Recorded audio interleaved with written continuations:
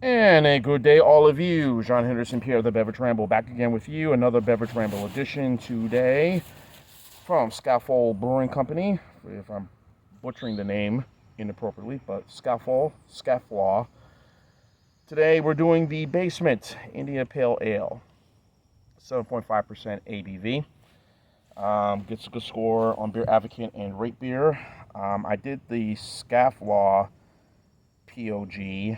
The brewery is based here, Scofflaw LLC, here in Atlanta, Georgia. I did the POG, which is their passion fruit, I believe it was POG, passion fruit, orange guava IPA. That was, I think, a little higher at 8.5%. But yeah, good score on Beer Advocate and Rate Beer. Beautiful day here in this nice little park I'm at right now. What the hell that was? Something just came on me. But anyway, yes, if you still see my eye, folks, yes, it's still a little bruised. Again, being outright silly and goofy and whatnot. So that's why I had a little error the other day. So it's healing. There's no mascara. So just want to let y'all know. My error, my own fault on that. So a lot of head on the top of this brew. Very airy, as you can see.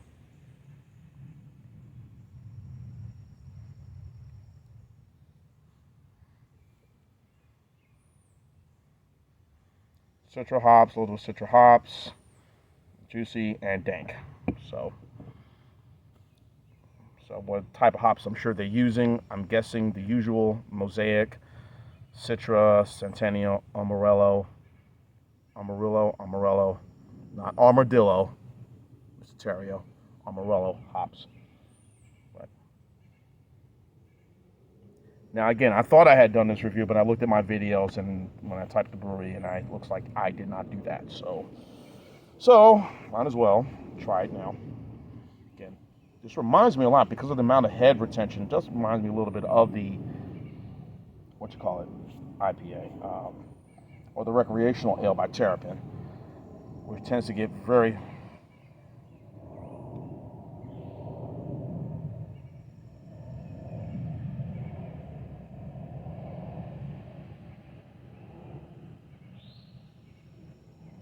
So, all right, let the head go down a little bit. So, a lot of air. So, let's have at it.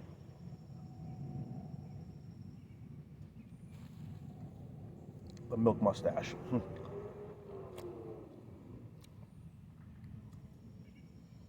Very fruity.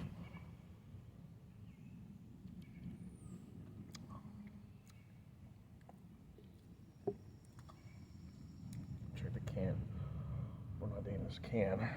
I don't see a born on date in this one, so I don't know how fresh it is. But knowing the store I bought this at QT. I know that they will rotate in and out some of their stuff. They do.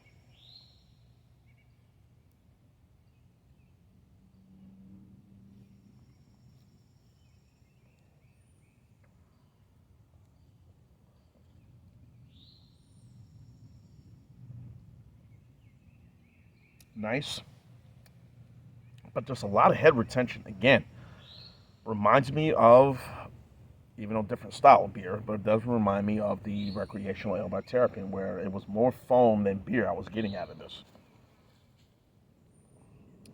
Um, Citroness is there, more grapefruit, less, more grapefruit and lemony feel going down, but man, hop presence definitely there. The type of hops, I'm sure, as I mentioned, I would say Centennial and probably Mosaic hops they're using.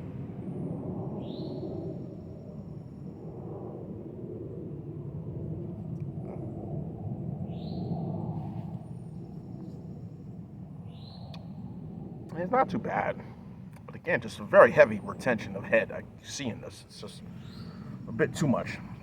But Scofflaw, again, I mentioned I did the POG.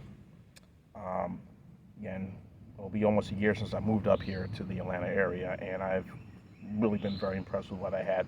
I was able to get some of the stuff when I lived in Mobile, Alabama. So um, distribution for most of all the beers that were brewed up here were trickling its way down, not just part of Bama, but Florida and Georgia. So and so was this.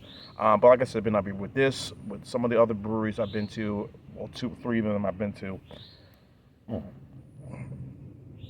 and make it 4 breweries I've been to already. I visited, and it's all the things I'm easily to get. I mean, I've been very, very impressed with what's been out here for a good while now. So.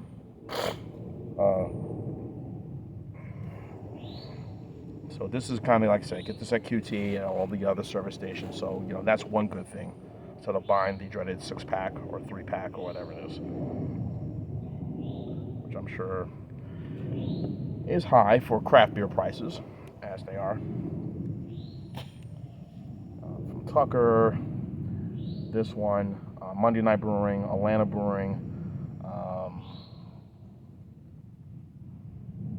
Creature Comforts, which is down in Athens, a few others. I have been quite impressed with what I've seen. So, and like I said, I would give this a higher score for this one, but the head retention is a little bit much for me. Way too much. So, all in all, a good, refreshing, not overly heavy IPA. 7.5, yeah, teetering. I wouldn't say sessionable, like the ones like are 4.5% or 6.5, or up to from 4.5 to 6.5. Or I would say 3.7 when I did the low-cal IPA.